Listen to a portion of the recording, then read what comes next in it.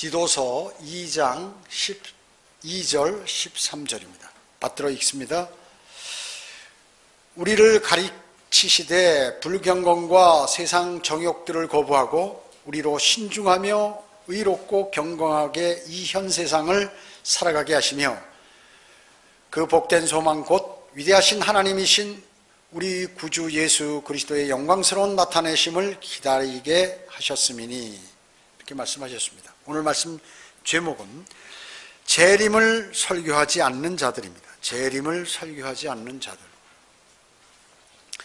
주 예수 그리스도의 재림, 이것은 그리스도인의 가장 복된 소망이라고 오늘 본문에서 말씀하고 계시죠. 그리스도인의 가장 복된 소망, 그것은 바로 예수 그리스도의 재림인 것입니다. 그래서 그리스도인은 주님을 기다리는 사람들이에요. 그렇기 때문에 세상 사람들이 그리스도인이라고 부르는 것입니다. 성경은 구주 예수 그리스도를 아는 지식에서 자라나라고 이렇게 권면하시죠. 그분이 어떤 분인지 그분 안에서, 그분을 아는 지식 안에서 영적으로 성장해야 된다는 것이에요. 그래서 가장 그거에 관한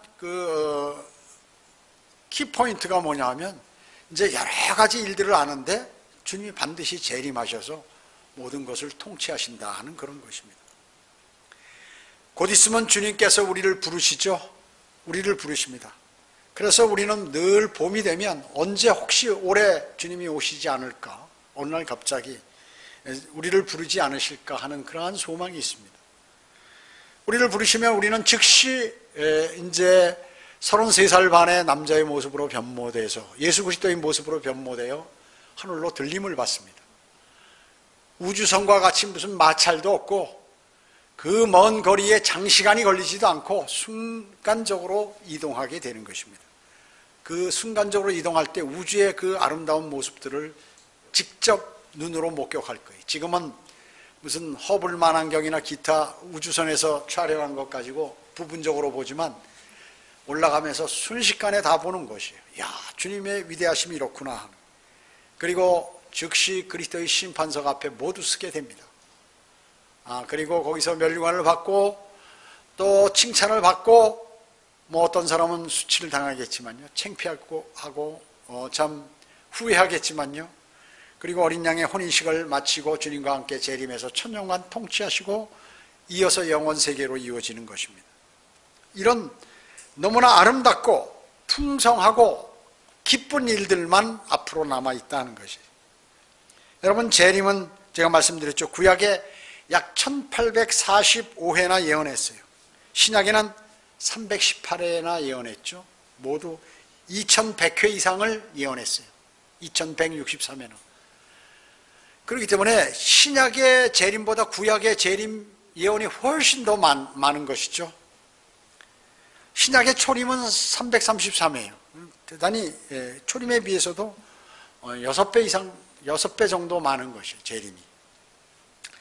그렇기 때문에 그리스도인의 믿음, 신앙 중에서 가장 중요한 것, 그것은 바로 주님의 재림입니다. 나는 그 재림을 마음속에 담고 있는, 재림을 기다리는가, 그 재림의 내용들에 관한 성경의 기록들을 믿고 있는가, 이것이 대단히 중요한 것입니다. 저는 여러 차례 재림에 관해서 설교했습니다. 적어도 1년에 2차례 내지 3차례. 작년에는 한 번밖에 안 한 것 같아요. 그런데 그 재림 내용들이 뭐냐면 주로 뭐 변형산 사건이라든지 장막절과 무슨 관계가 있는가, 무화과 나무의 비유와 무슨 관계가 있는가, 이런 내용들, 재림의 경로, 김박선, 재림의 결과, 그리고 그리스도의 심판성, 이런 거에 관해서 제가 겹치게도 얘기하고 풍성하게 하여튼 얘기했습니다. 저는 오늘 다른 방향에서 이 재림을 조명해 보고자 하는 것입니다. 첫째로, 사탄은 주님의 재림을 가장 두려워합니다. 사탄은 주님의 재림을 가장 두려워해요. 야고보서 2장 9절에 내가 한 분 하나님이 계심을 믿으니 잘하는 것이라 마귀들도 믿고 떠느니라. 마귀도 주님의 능력에 관해서 믿고 떠는, 그 주님이 오시면 큰일 나는 거예요. 그렇기 때문에 사탄은 하나님이신 주 예수 그리스도의 나타나심, 재림을 가장 두려워하는 것입니다. 가장 두려워하는 것이에요. 초림 때도 이런 현상들이 있었죠. 주님께서 나타나면 마귀 들린 자들이 말이죠, 맥을 못 추고 마귀가 난리를 치는 것이에요. 그래서 마귀로 들려서 사로잡힌 그러한 자들을 주님께서 내쫓아 주시고 고쳐주시는 것을 많이 볼 수 있습니다. 겔게사인들의 지방에도 무덤에서 사는 두 사람이 있는데 그들이 뭐라고 하냐면, 당신은 때가 되기 전에 우리를 괴롭히러 여기 오셨나이까. 벌써 겁먹는 것이. 다른 사람들은 그 미친 사람 같은 두 사람 곁에 접근을 못하는 거예요. 쇠사슬을 묶어놔도 그것도 막 다 끊어버릴 정도로 강력한 힘이 있는 거죠, 마귀가. 그러니까 거기 성경은 뭐라 했냐면 마귀들이라고 그랬어요. 마귀들이 죽게 간청하기를 우리를 쫓아내시려거든 돼지떼에 들어가게 하소서 하니까 허락하시잖아요. 그러니까 돼지 2,000마리가, 약 2,000마리나 되는 돼지떼들이 급히 산비탈길에서 내려와서 바닷속으로 다 들어가서 빠져 죽는 것이에요. 그뿐만 아니라 마귀에 들려서 벙어리 된 자도 고치시고, 가나안 여인의 딸이 마귀에 걸려서 고통받는 것도 다 쫓아내주시고, 또 미친 아이, 애가 미쳐가지고 물속이나 불속이나 갈 것 없이 무조건 다 들어가 버리는 거예요. 부모가 참 얼마나 마음이 아프겠습니까? 그래서 꾸짖으니까 그대로 나오더니 아이가 그냥 온전해지는 것이에요. 가시는 곳마다 마귀는 도망가고 마귀는 거품을 품고 난리를 치고 이렇게 하는 거죠. 그렇기 때문에 초림 때에도 예수 그리스도께서 이 땅에 오는 것을 막으려고 엄청 마귀가 공격을 했어요. 어마어마하게 많지만 몇 가지 예를 들어서 아브라함의 아내 사레가 말이죠, 그 이집트에 갔을 때 그 파라오가 누이 동생인 줄 알고 취하려고 한 것이죠. 잘못하면 그 씨가 흐려지게 사탄이 그렇게 만드는 거거든요. 또 아비멜렉도 마찬가지. 아비멜렉 왕에게도 또 그런 일이, 아브라함이 또 있었죠. 그 아들 이삭도 또 그런 일이 있었어요. 이건 이제 팔레스타인 아비멜렉 왕에게 또 그런 일이 있어가지고 주님께서 그걸 다 막으신 것이. 주님께서 재림하시기 전에, 재림하시면 어떻게 됩니까? 마귀는 끝장이거든요. 불못에 들어가게 되는 것이죠. 불못에. 적그리스도와 거짓 선지자는 주님이 대환란 끝에 재림하시면서 다 불 속에다 집어 던지시고, 그리고 사탄, 아버지 사탄은 말이죠, 천년왕국이 끝나면 이제 끝나고 나서 백보자 심판 때 불과 유황이 타는 못으로 던져버리시는 거거든요. 그렇기 때문에 사탄은 어떻게 해서든지 예수 그리스도의 재림을 막으려고 하는 것이에요. 그걸 아셔야 돼요. 그렇기 때문에 사탄의 사람들, 또 사탄의 그러한 사탄이 사용하는 목사들은 절대 재림에 관해서 입뻥끗을 안 하는 것이에요. 누가 그렇게 하겠어요? 사탄이 그렇게 하는 것입니다. 여러분 한번 찾아볼까요? 마태복음 26장 64절 한번 찾아보세요. 마태복음 26장 64절.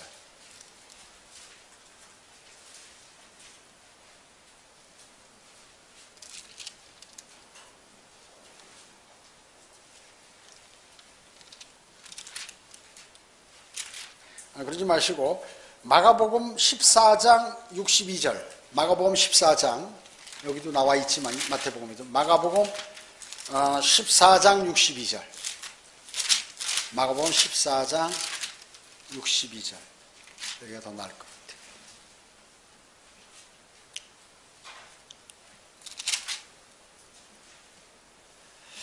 예수께서 대답하시기를, 그렇다, 너희는 인자가 권능의 오른편에 앉아있는 것과 하늘에 구름 타고 오는 것을 보리라고 하시니라. 예수님께서 내가 이제 하늘에 구름 타고 다시 이 땅에 재림하겠다 그 얘기죠. 그러니까 반응이 어떻게 나와요? 그때 대제사장들이 자기 옷을 찢으며 말하기를, 우리에게 더 이상 무슨 증인이 필요하리요?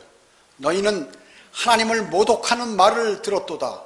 너희는 어떻게 생각하느냐라고 하니 그들은 모두 그가 사형에 해당된다고 정죄하더라.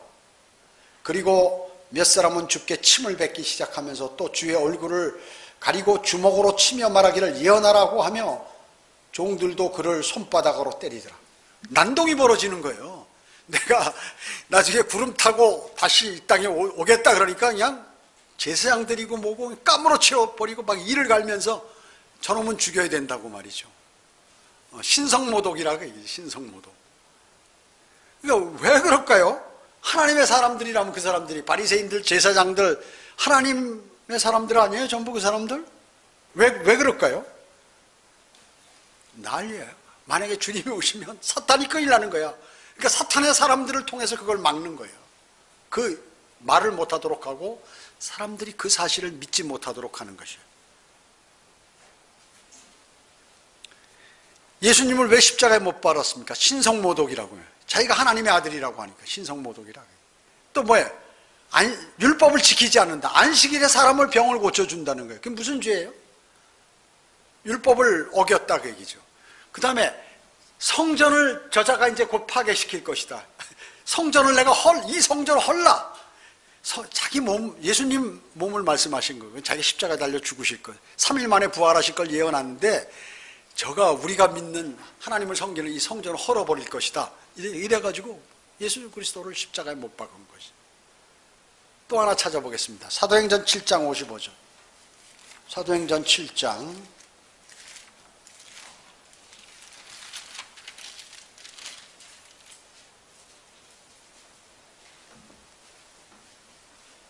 55절부터 58절까지 보면요. 사도행전 7장 55절. 그러나 그는 성령으로 충만하여, 누가? 지금 스테판이 설교하는 거예요. 스테판 집사가. 그러나 그는 성령으로 충만하여 하늘을 주시하여 우러러보니 하나님의 영광과 예수께서 하나님의 오른편에 서신 것을 보고, 서신 것을 뭐예요? 재림하시려고. 말하기를 보라, 하늘들이 열리고 인자가 하나님의 오른편에 서신 것을 보노라 하니, 딱 그렇게 설교를 하고, 그 순간 딱 설교하니까 그때 그들이 큰 소리를 지르며 자기들의 귀를 막고 막 미치는 거죠. 일제히 그에게 달려들어 그를 성읍 밖으로 끌어내어 돌로 치고, 증인들은 겉옷을 벗어 사울이라고 하는 젊은이의 발 앞에 놓더라. 좀 더 읽어야겠어요. 그들이 스테판을 돌로 치니 그가 하나님을 부르며 말하기를 주 예수여 나의 영을 받아주소서 하고 무릎을 꿇고 큰 소리로 부르짖기를 주여 이 죄를 그들에게 돌리지 마옵소서. 나는 이 말을 하고 잠드니, 잠든 게 뭐예요? 성도가 죽는 거죠. 돌로 맞아 죽는 거예요. 자, 하늘이 열리고 예수 그리스도께서 서신 것을 보니까 이게 누군가가 성경에서 하늘문이 열리면 누군가가 내려오든가 올라가든가 하는 것이에요. 하늘문이 열리고 그런 것이에요. 예수 그리스도께서 침례 받으실 때 하늘문이 열리고 그렇게 이제 소리가 들렸죠. 성령이 비둘기 같이 주님 위에 머리 위에 임했잖아요. 그뿐만 아니고 요한계시록에서 하늘문이 열렸을 때 요한이 이제 올라가잖아요. 또 요한계시록 19장에 보면 하늘문이 열리고 예수 그리스도께서 재림하시는 장면이 나와요. 열리면은 누군가 올라가거나 내려오는 것이에요. 하늘문이 열리고 예수 그리스도께서 보좌 우편에 항상 앉아 계시는데 서 계시는 것은 재림하시는, 재림에 관한 설교를 하니까 미치는 거예요. 막 이를 갈면서 사람을 죽이는 거예요. 왜 그럴까요? 사탄은 주님이 재림하면 끝장이기 때문에 그런 것이에요. 어마어마한 사건입니다. 이거. 스테판은 최초의 그리스도인 순교자죠. 스테파누스, 헬라어로 스테파누스인데 그 뜻은 면류관이라는 뜻이에요. 참 이름하고 그 이름이, 지명, 이름 성경에서 대단히 중요해요. 대단히 중요한 것입니다. 자, 그렇기 때문에 사탄은 주님의 재림 소리만 들으면 거품을 품고 막 기승을 부리며 사납게 달라드는 것이에요. 지금 요즘 목사들이 왜 재림에 관한 설교 안 할까요? 성경에 제가 말씀드렸듯이 2100회 이상이 그렇게 나와 있는데 그 중요한 내용들을 왜 설교 안 할까요? 사탄이 막아버리는 거예요. 너 그 설교하면 죽여버린다. 무서워서 못하는 거예요. 무서워서 못하는 것입니다. 여기 스테판 사도행전 7장 56절에서 주님은 왜 일어서셨습니까? 아까도 말씀드렸죠. 예, 일어서신 거는 지금 평소엔 다 앉아 계세요. 성경에 보면 거의 앉아 계세요. 그런데 여기서는 일어서신 것이에요. 이제 모세의 경륜은 이 스테판 설교로 끝나버리는 것이에요. 이제 왕국 복음이 마지막으로 전파되는 거예요. 유대인에게. 더 이상은 없어요. 이제요. 유대인에게. 그래서 주님은 이제 유대인을 떠나셔서 이방인에게 오시는 것이죠. 그 이방인들에게 오셔서 지금 복음이 전파돼서 이방인들이 죄가 가득 차면 다시 돌아가시겠지만 자기 백성이니까 할 수 없이 이제 그래서 바로 사도행전 8장 1절부터 복음 전파가 막 시작되기 시작하는 거예요. 경륜이 끝나버렸어요. 이제 왕국 복음 끝. 이제 대환란 끝에 잠시 전하는 것 빼놓고 이제 끝난다. 유예된 것입니다. 그리고 스테판 사건 후에 예루살렘에서는 단 한 건의 기적도 일어나지 않았어요. 주님께서 이제 안 하시는 것이 기적을. 그래서 뭐 병 고치고 무슨 뭐 이런 거 이상한 기적들 하나도 안 일어나는 것이 하나님께서 행하신 거. 여기 사도행전 7장 56절에 보라 하늘들이 열리고 인자가 오른편에 서신 것을 보노라. 여기서 재림이 예비되는 상황을 목격하는 거예요. 제가 이제 과거에 이런 설교를 중간에 성경 공부하니까 어디서 했는지 모르겠지만 저는 하도 많이 해가지고 문자가 왔어요. 그러면 어떻게 된 겁니까? 이거 이제 다니엘의 70주는 없습니까? 그 다음에 뭐 교회 시대도 없습니까? 뭐 질문 오는 거예요. 너무나 많은 질문. 그 일일이 다 설명하려면 복잡하잖아요. 오늘 그 제가 말씀을 드리는 것이에요. 만일 이스라엘이 국가적으로 회개하고 말이죠. 진짜 스테판의 설교에 주님을 왕으로 받아들였다. 그러면 뭐예요? 바로 이제 다니엘의 70주가 시행되는 이에 도래했을 것이에요. 그래서 즉시 그 당시에도 주님이 이미 부활 승천하셨기 때문에 그리스도인들이 있었거든요. 그리스도인, 스테판도 그리스도인이 있었죠. 그래가지고 바로 그리스도인 휴거가 일어나고 유다가 구렁에서 나오고 뭐 이런 것들이 있죠. 로마와 이스라엘이 이제 계약이 체결되고 말이죠. 이런 것들이 일어날 것이에요. 그리고 그리스도의 몸, 성도들은 이제 뭐 적은 숫자가 되겠죠. 아니면 잠시 이제 신비로 남거나 하나님은 뭐 다 이렇게 조치하실 수, 하나님의 말씀대로 그대로 수행할 수 있으시니까요. 그런 것이에요. 그래서 그런 일들이 빨리빨리 벌어지고 이제 천년왕국도 빨리 오게 되고 도래하게 되고 그럴 가능성이 있겠죠. 그러나 이제 그것이 연기됐다 그 얘기죠. 근데 사람들은 야 그렇게 단순하게 이루어지지 아니에요. 주님께는 하루가 천년 같고 천년이 하루 같은 이 사실을 잊지 말라는 것이에요. 충분히 다 하실 수 있는 하나님의 예언의 말씀을 그대로 다 성취해 가실 수 있다는 것이죠. 베드로후서 3장 4절 한번 찾아볼까요? 베드로후서 3장 4절.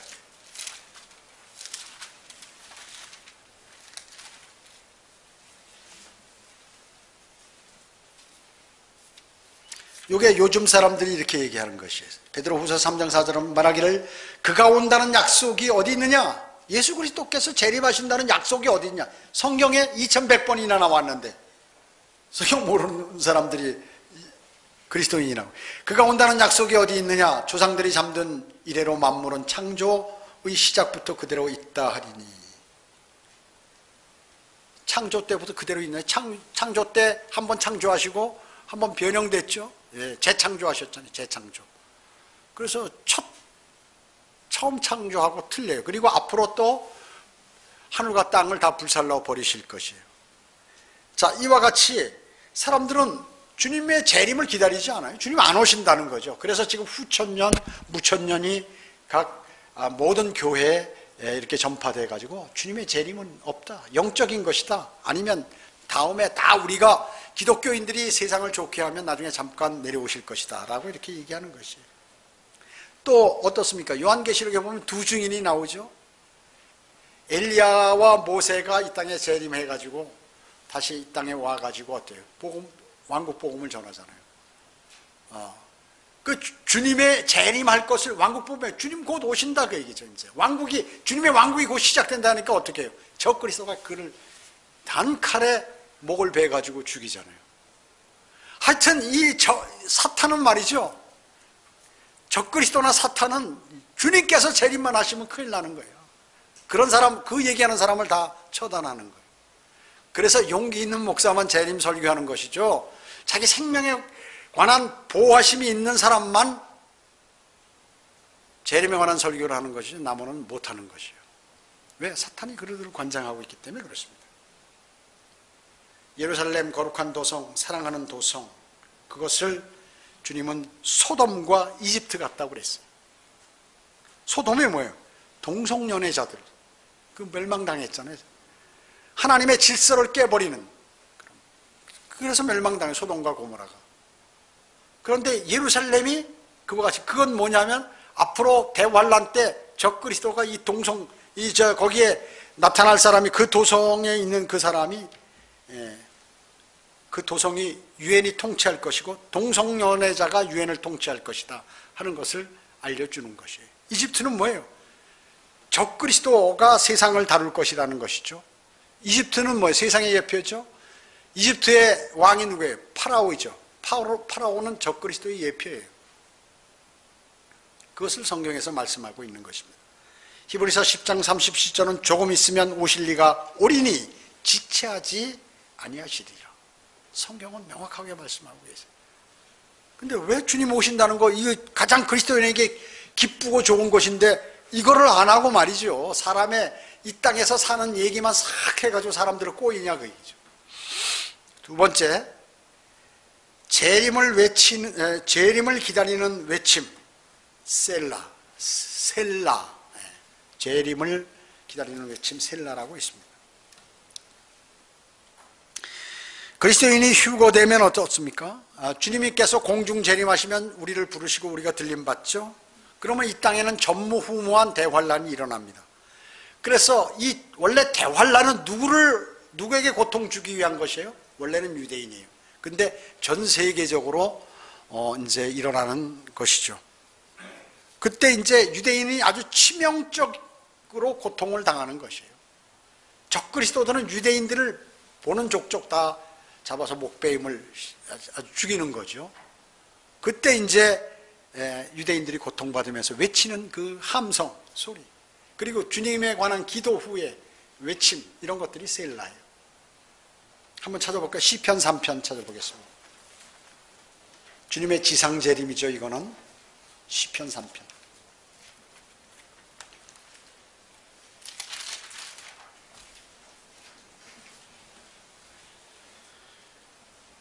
시편 3편에 보면 주여 나를 괴롭히는 자들이 어찌 그리 많은지요. 나를 대적하여 일어나는 자들이 많나이다. 이게 다윗이지만 재림과 관련된 게 유대인들이 막 고통당하고 있는 그 함성과 마찬가지. 많은 자들이 나의 혼을 가리켜 말하기를 그에게는 하나님의 도움이 없다고 하나이다. 셀라 나오죠. 셀라. 다윗이 말이죠. 고통당하고 막 도망다니는데 너는 하나님이 함께하지 않는다. 유대인들, 너희는 하나님이 함께하지 않는다. 그 얘기죠. 너무 고통을 당하고. 그러나 오 주여 나는 나의 방패시요 나의 왕광이시며 내 머리를 들어 오리시는 분이시니이다. 내가 내 음성으로 주께 부르짖었더니 그가 그의 거룩한 산에서 예루살렘 시온산 내 음성을 들으셨도다. 셀라 나오죠. 셀라. 내가 누워 자고 또 깨었으니 이는 주께서 나를 붙드심이니이다. 수많이 나를 대적하여 포위해도 내가 두려워하지 아니하리이다. 오 주여 일어나소서. 오 나의 하나님이여 나를 구원하소서. 주께서는 나의 모든 원수들의 턱뼈를 치셨으며 주께서 악인들의 이를 부수셨나이다. 구원은 주께 있으며 주의 복은 주의 백성 위에 있나이다. 셀라. 그죠? 재림하시면서 그냥 박살을 다 내버리시는 것이죠. 막 유대인들이 살려달라고 말이죠. 하나님께 기도하는 장면이에요. 셀라는 시편에만 71구절이 나옵니다. 전체 성경에서 44구절이 등장하게 되는. 이제 이 추가로 하박국에 3번 나와요. 하박국에. 대부분 목사들은 이 셀라 나오니까 이게 음악기호라고 하고 쉬는 부분, 또 강조한 부분 이렇게 얘기하는데 이게 잘못된 것이에요. 이건 70인역의 해석이에요. 이것은 70인역의 해석이에요. 셀라라고 하는 부분을 우리가 딱 읽으면 이게 지금 이제 대환란에서 유대인들이 발버둥 치면서 하나님께 기도하는 것이구나. 그런 내용들을 알아야 돼요. 재림과 영 관련된 기도구나 하는 것을 우리는 알아야 돼요. 성경에 이렇게 많은 재림을 기다리는 기도가 나온다 그 얘기죠. 이사야 16장 1절 찾아볼까요? 이사야 16장 1절.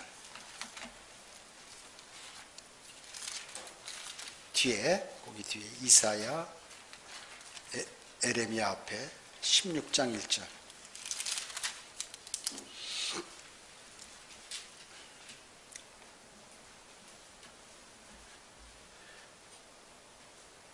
에레미야 16장 1절을 보면 너희는 그 땅의 치리자에게 어린 양을 보내되 셀라에서부터 광야로 시온의 딸의 산으로 보낼지니라. 여기 셀라가 나옵니다. 셀라.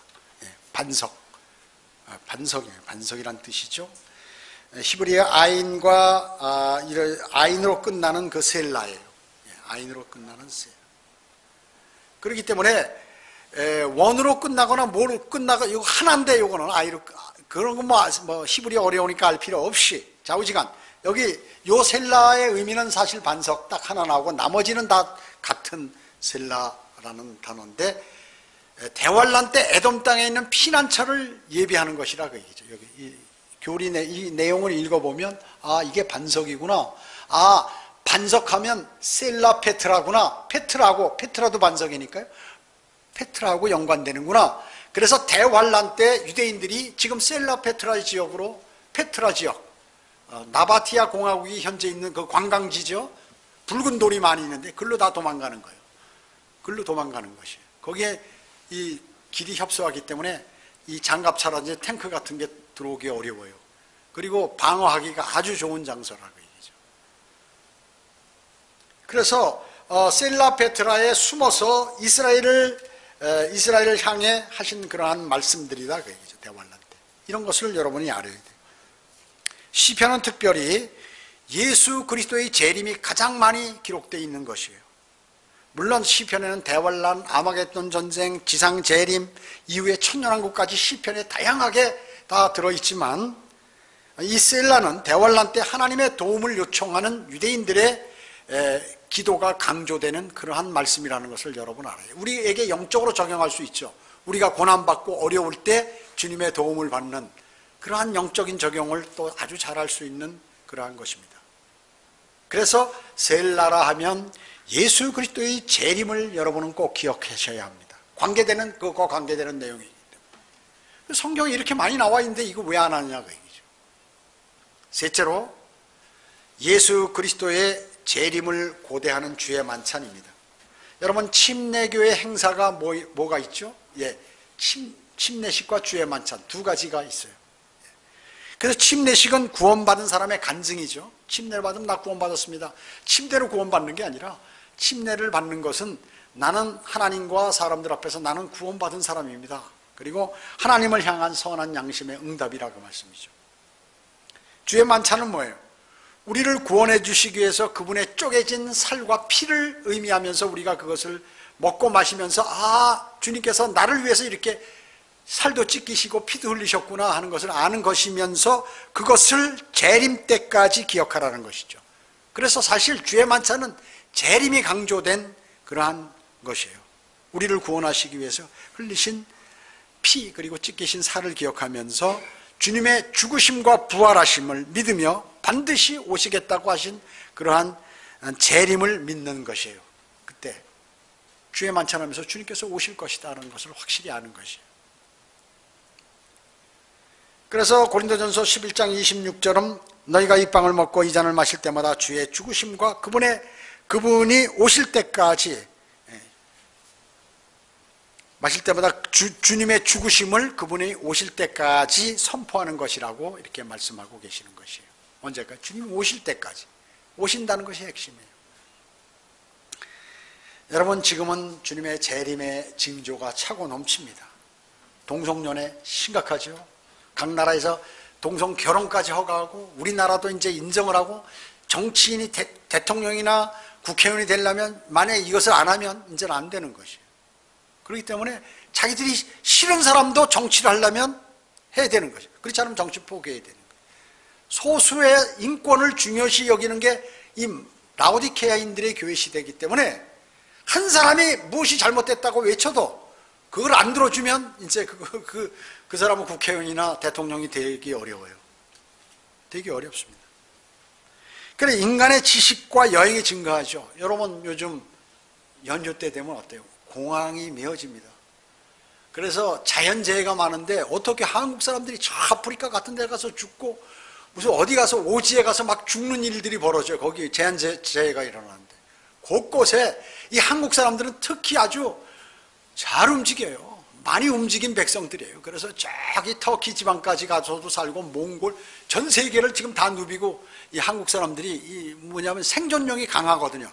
몽골리안 사람들이 생존력이 강해요. 눈이 작잖아요. 바람이 불어도 먼지도 잘 안 들어가고 그리고 하여튼